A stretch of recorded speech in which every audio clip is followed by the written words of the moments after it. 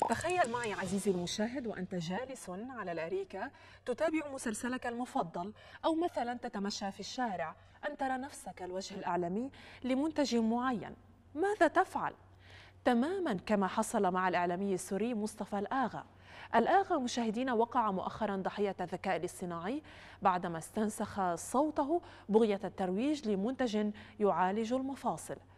وفي فيديو له نشره عبر حساباته الرسمية على منصات التواصل الاجتماعي، حذر الآغا الجمهور من استغلال الذكاء الاصطناعي لتزييف الحقائق. نشاهد معا. السورية تعلن للشعب الإماراتي عن منتج جديد لعلاج مشاكل المفاصل. العلاج عبارة عن مزيج من المواد الطبيعية. هذا إعلان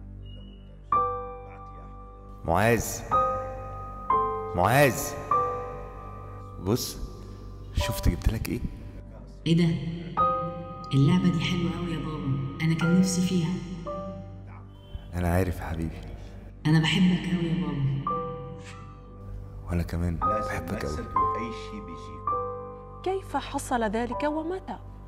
للأسف اليوم لم يعد المستحيل عنوان، فالذكاء الاصطناعي يقوم بالواجب وأكثر، القادر على استنساخ وتقليد أشكالنا وأصواتنا في آن معا، كل ذلك بواسطة تقنية التزييف العميق.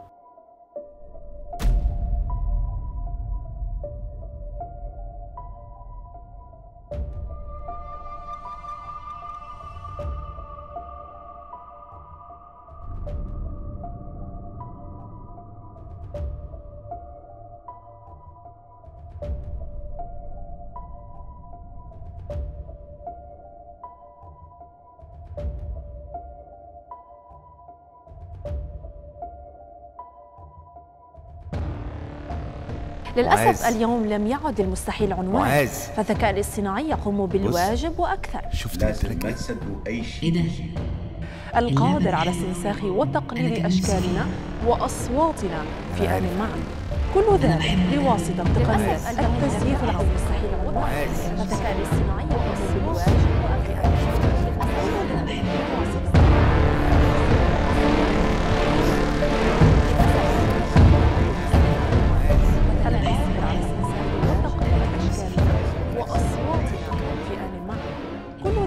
بواسطة تقنية التزييف العميق. وانا كمان بحبك قوي بابا.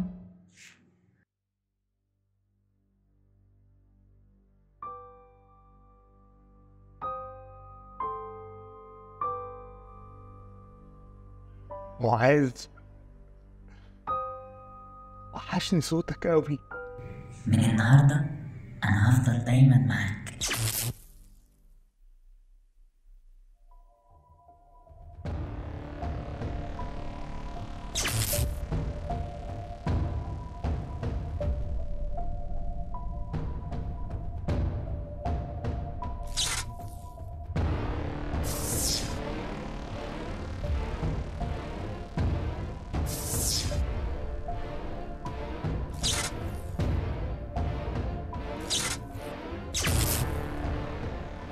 هو ايه اللي حصل؟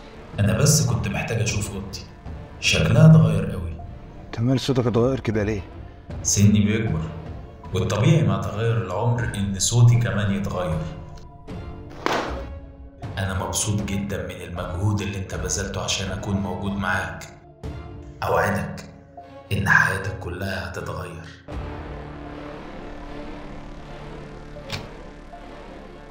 طول ما انا معاك الحياة تكون أسهل بكتير. أنا هفضل طول الوقت موجود معاك في كل مكان وفي أي وقت.